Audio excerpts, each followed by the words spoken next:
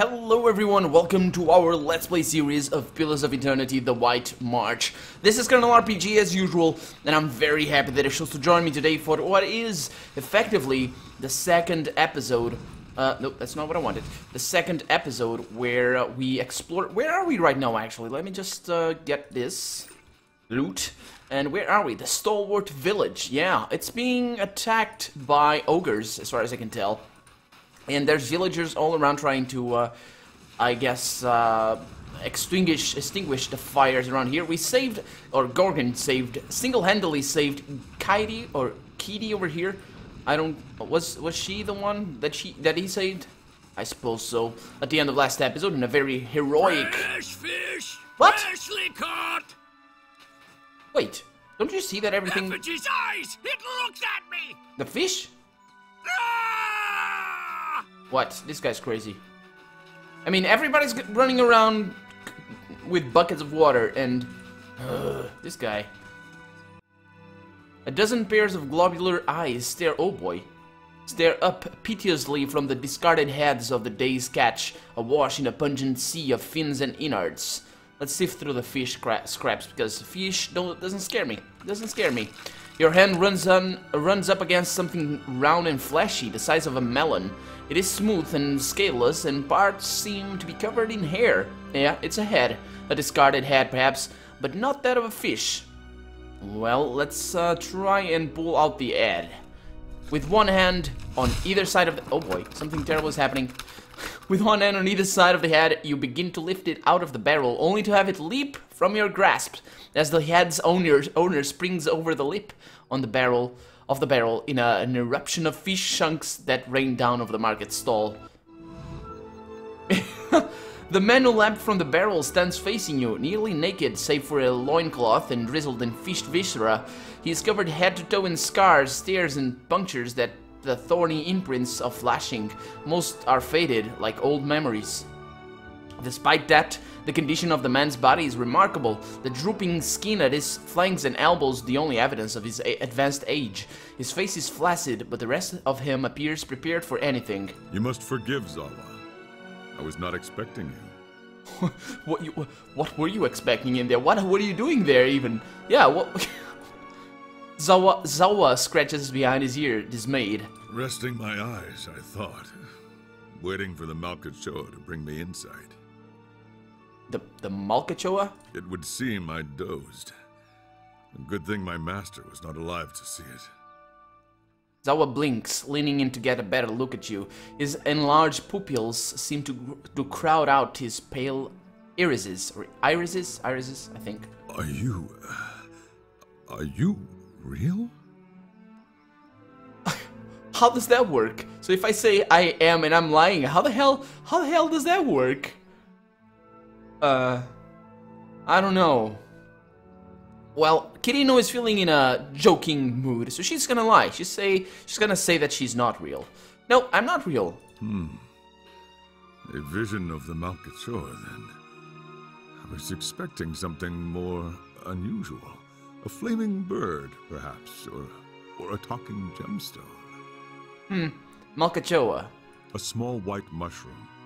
I have heard it called snowcap in these lands. Yeah, I know what it is. It can reveal the true nature of many things. Well, if you say so. So you have a master, you said. The man traces your inadvertent glance at his scars. He smiles politely. A teacher, not an owner. Zawa is a free man. Well, as free as any of us. I still don't understand why you were in that barrel. I was freeing myself from vanity. Did he say sanity or vanity, Ether asks. Consider, how can one be vain who is bathed in the smell of dead fish? Well, if you consider the smell of dead fish to be a fancy scent, maybe, that's reason enough for you to be vain on that one. I don't know.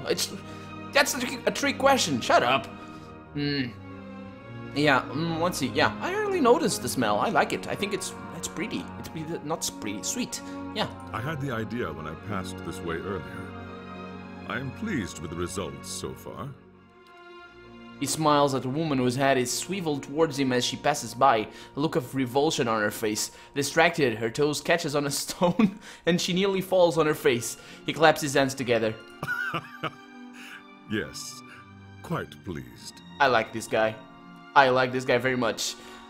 So yeah, those scars are from battle? Zawa glances down at his body, as apparently he doesn't know they're his scars. From battle, yes. I left them upon my enemies. Wait, didn't they left them upon you? These were struck against fear. These against pleasure. These against hatred. Those down there against greed and doubt. And these... Yeah, he points to his face. He does have scars on his face. I saw that. I thought that was maybe dirty entrails from the fish, but no. These were for vanity. Oh, so you made those scars then? Huh. I cannot take credit for all of them. Oh. But I did most of the good ones. Okay, so I think I understand what he's saying. He's talking, let's see. He's saying right now that these were struck against fear. Okay, no, wait. I left them upon my enemies. So the enemies here are probably the fear, pleasure, hatred, and doubt. Probably just, yeah, I don't know. I put them there in battle to remind myself what is real and what is not. Our worst enemies are inventions of the mind. Yep. Pleasure, fear. When we see them for what they are, we become unstoppable. Well, I wouldn't say unstoppable, but certainly stronger. And you have achieved this? I feel I have been close, but never for more than an instant. In the moment when the pain is sharpest, the world becomes clear. In that moment, I am a match for anyone. Yep. So your wounds must have caused you to suffer greatly. Of course. I am fortunate to have suffered so much. If I did not suffer, I would not aspire to free myself from it. I would wander from one unfulfilling goal to the next. More wealth, a better station. My soul would wither. But to search for a place beyond suffering's reach is to nurture the soul, to harden it against the elements. Suffering is the greatest gift the gods have given us, their most beautiful, perfect creation. It is the hand that turns the wheel. Not sure what to say about that. I can understand what he means.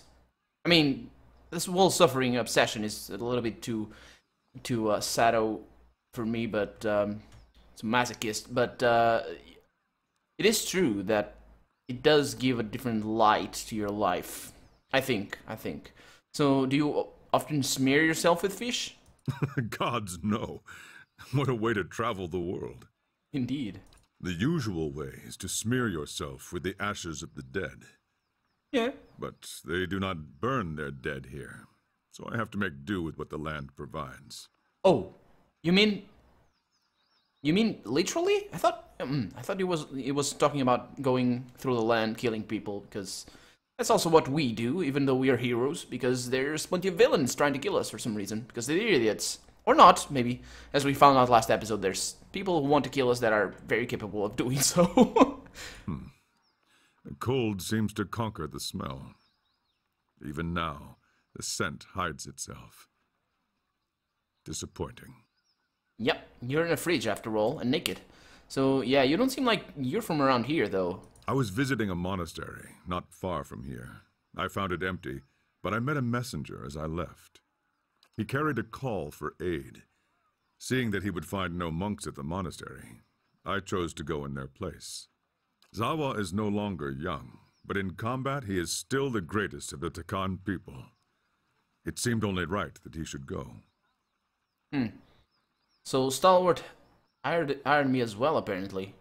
Has he? Oh, yeah, that's right. We received the letter. That's true. Yeah. Huh. So... Oh, okay, so he received... Oh, I understand. So he received the same letter that we did. Huh. I would not say I am hired. I seek no wage, and I promise no result. I have chosen a path, and my spoils come from walking it. And this fortress, this Durgan's battery, its people are gone. Zawa would know why. Well, if you seek the White Forge as well, I could use the help of an experienced warrior. Zawa's face tilts upwards, his eyes fixing on the sky. He remains motionless and entranced. At length, he blinks as if awakening and looks back at you. He shrugs sheerly. If one wishes to swim, it is no time to argue with the current. We are here together in this moment because a perfect force has willed it. Who is Zawa to argue? He looks at you squarely in the eyes, and for once, they do not drift. I will walk with you so long as the gods wish it so. Thank you, Zawa. Thank you. Let's be on our way.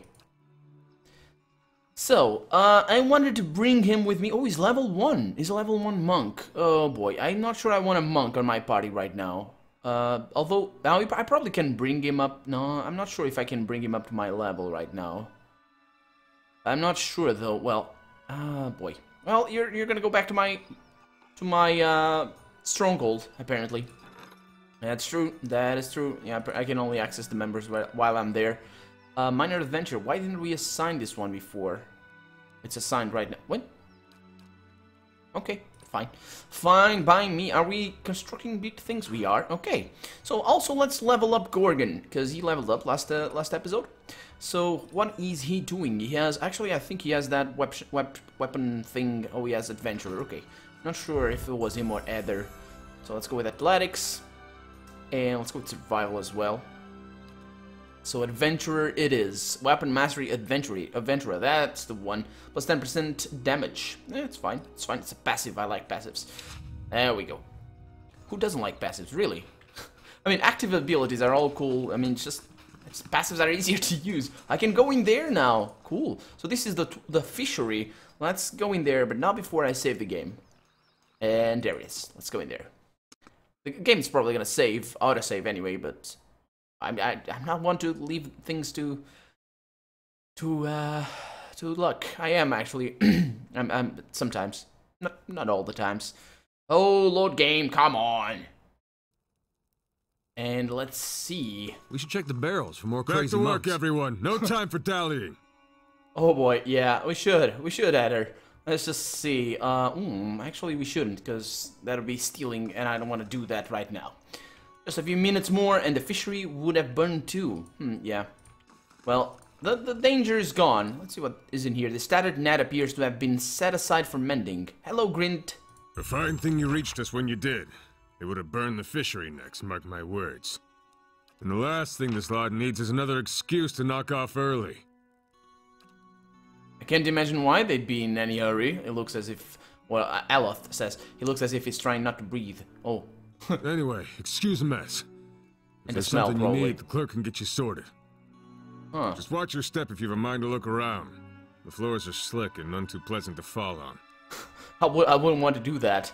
So, can I ask you some questions, though? Been running it 4 decades now. I reckon I can tell you what you want to know. Okay, so this does seem like a big operation. It may stink of fish guts, but there's no place more critical to stalwart survival.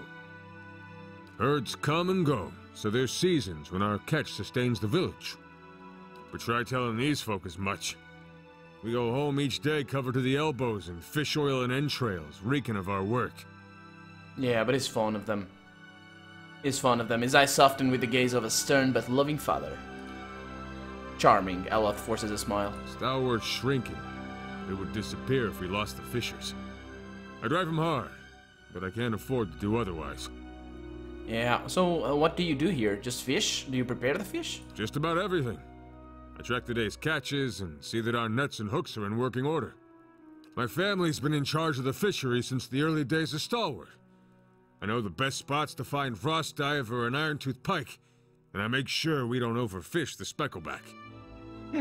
Well, Need anything else? I guess not. That was a nice chat. So this is a fishing village, apparently.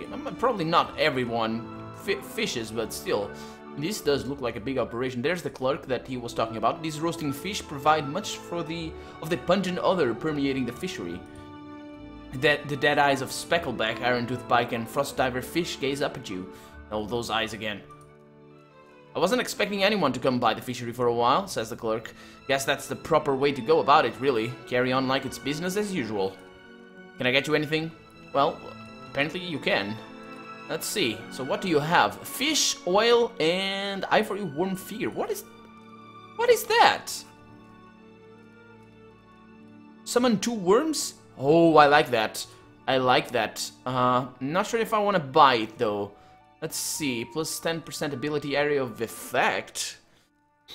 That might be good for Durance. It's not that expensive, so I'm gonna buy it. Durance. Yeah, let's go with that. For now. It might not be... yeah, he has room. There we go. And also there's a ring here. What's that for? Oh, that's twice per rest. That's for dominate. Huh. Can anybody use it? Let's go with that. Gilladel, he's gonna use that. Yeah. Let's get going. Shut up. And yeah. Well, oh, forgot the rest of the team. Let's go back, everyone. Let's go back. We're out of here. There's nothing here for us though. But it was a nice find, that ring and the, I suppose, the worm summoning thing.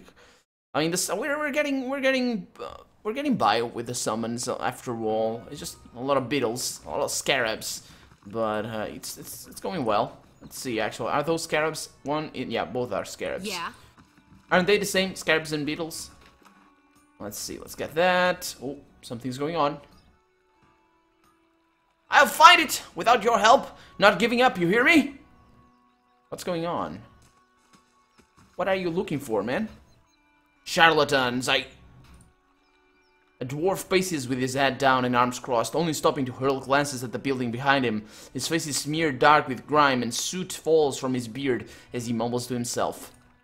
Work my hands into bloody stumps in this place, and for what? He kicks at the mound of dirty snow. Start with nothing, leave with less. He extends his arms out. Well, what happened? Who were you yelling at?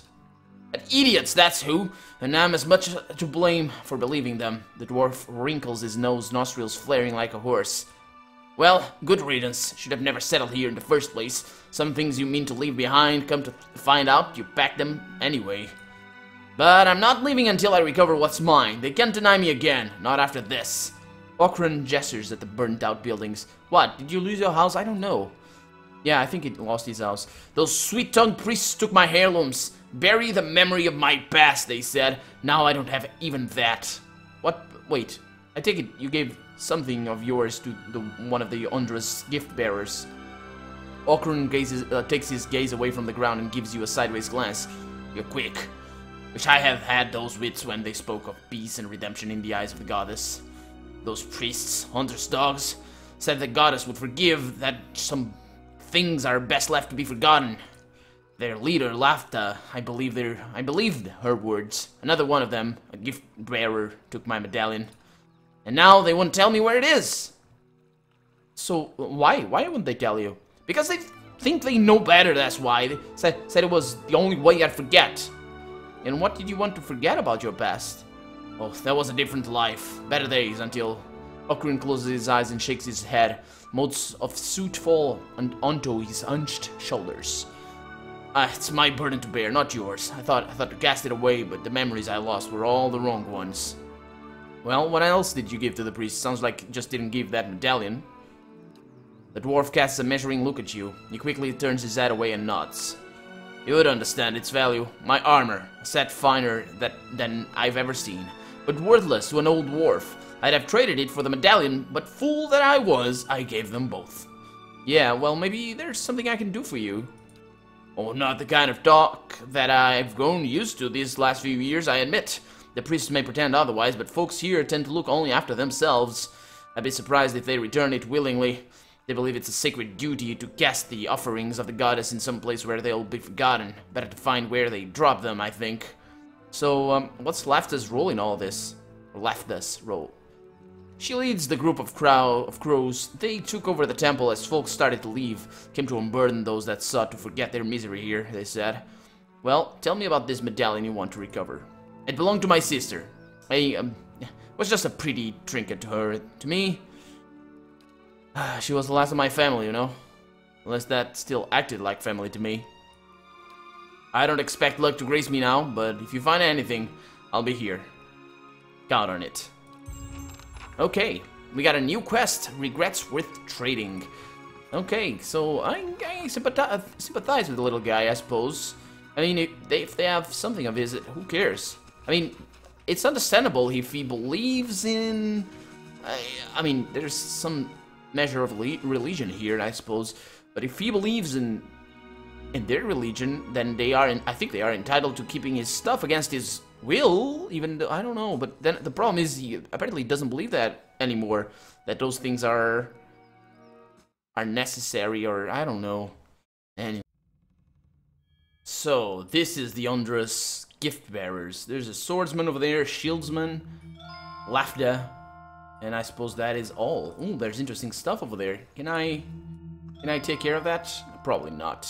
Quietly now. Yep, cannot. It's not possible. There's another... Ooh, I like this place. There's a big chest over here. I like big chests. And don't read too much into that. Even though... No, let's not go there. Not a problem. Not a problem, she says. Okay, let's talk to Lab. There's another guy over here. Kazetle? I don't even... Veins course under this woman's pale skin like icy fissures, yet when she speaks, her voice flows warm and smooth. Ondra welcomes you into her embrace. Her features soften into a look of practiced compassion. We're here to ease the pain of your past, ready to take your burdens. With a thin smile, she nods. If you let the goddess help, with your hardships, of course. Yeah, So, yeah, I want to ask you about, No, first tell me about Ondra. Ondra's the goddess of the redemption, deep like an ocean and gentle as a mother. She's here to relieve her children of their darkest burdens. We came here to aid the villagers to heal the wounds of the past that fester in their souls. Yeah, I thought Ondra was the goddess of loss and mourning, not redemption. That's a common notion. Others may believe so, but the goddess's mysteries are profound. Her true power lies in redeeming your loss and regret. Was there something else you wanted to talk about? Well, I want to know more about the gift bearers. Gift bearers do Ondra's most valued work. They carry the material burdens of unfortunate souls into their embrace, so that the goddess may help them forget. Yeah, about that, I want to ask you about Okrun's heirloom. The dwarf already asked. We gave him the counsel he needed. Slight irritation sharpens her tone. She seems to catch herself, modulating her voice back to a pleasant timbre. And naturally, we'll do what we can for you, too. Ask what you will. Well, Okrun wants his medallion back. She brings her hands together and nods. Ah, Okrun, how often we let the shadows of the past become a burden even to others. That medallion, it weighs on Okrun's mind. You're kind to help, but what he really needs is to cast away those memories. Yeah, isn't that for him to decide? He did. He understood the solace that the goddess can give to those like him. It was explained to him that many have second thoughts, but one does not withdraw something offered to a goddess. In time, the memories fade, and they come to see the wisdom of their religional pledge. His belongings, his past, now rest with Ondra's realm, to be forgotten so that the wounds of the soul may heal. This is the will of the goddess. Yeah, her will flows in tides. Maybe Okrun still needs the medallion to discover how to forget. For a moment, the priestess scans the floor before her as if in search of an answer. She nods. You're well versed in the intricacies of our faith. No use in hiding anything from someone like you. There's no need to quarrel over the mysteries of a goddess's will. I'll tell you what you wish to know. Okrun's heirloom was taken by Ixtli, chosen gift-bearer among us, to be cast away as an offering to Ondra. Only he knows where.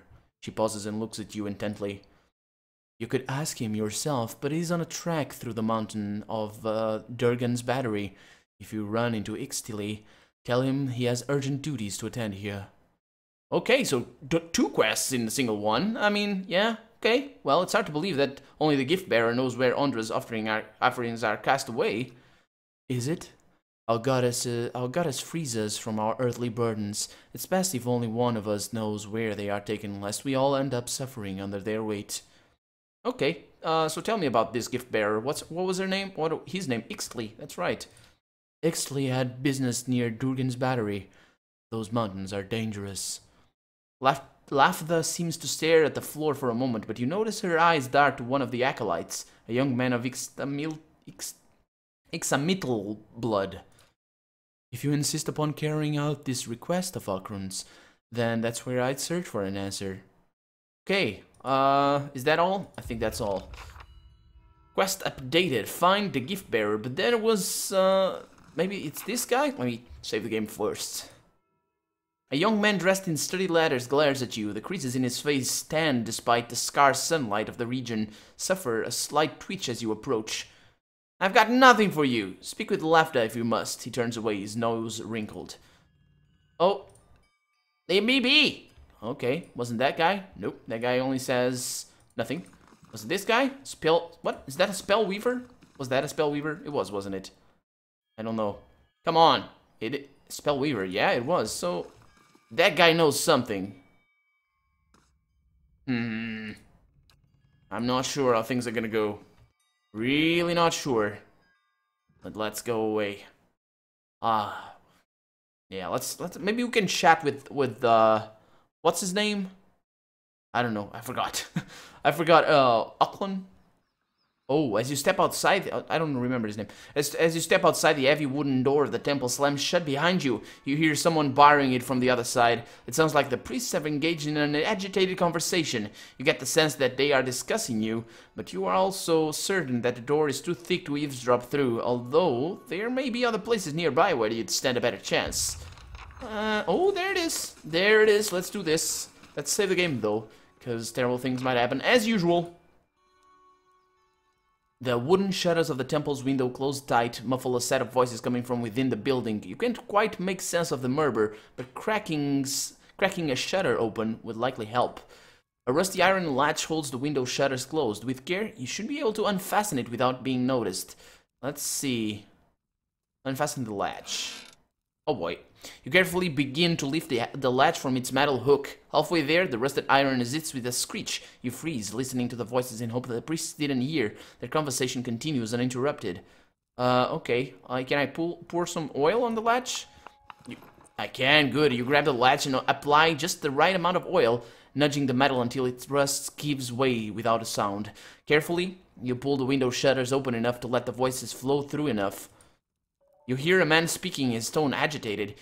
You do that? Hope the mountains will do it? What if His sentence cuts as if the man were speaking to all sides of the room. Suppose she tells them instead. What then? You recognize Laftha's voice responding. Why would she? And with all those dangers near the battery, our gift bearer won't delay. I expect the man interrupts her. You always expect. Look where that's taken us. A dying village, ogres at the walls. Ixtli's not back yet, and now I have to do this. His voice drops and cedes, muffling what he has to say. After a moment, Laftha replies, "Do you think I wanted this? That I could have known in advance?" A pause ensues, its tension growing until the priestess' voice cuts it in half. "We can't wait for him. We must fish out the last batch quickly. After that, we'll decide." The man responds in a broken voice, barely audible. You only distinguish the last words. "And that russet wood pond, I'll go." Their exchange seems to end. Cautiously, you step away from the window of Ondra's temple. I think we should follow him. I think they might have something to do with the ogre's invasion. Oh no, I can follow him. Okay, or search the waters. Oh, let's go to the waters then. Let's do that. But for now, let's cut the episode here. And hopefully you'll join me for the next one, as we'll, I guess, unveil the mystery of Ondra's gift bearers. For now, I'm Colonel RPG, and this has been Pillars of Eternity, The White March. I really, really hope you've enjoyed it. And if you did, go ahead and leave a comment, like the video, but above all, thank you so much for watching, and I'll see you next episode. Bye-bye.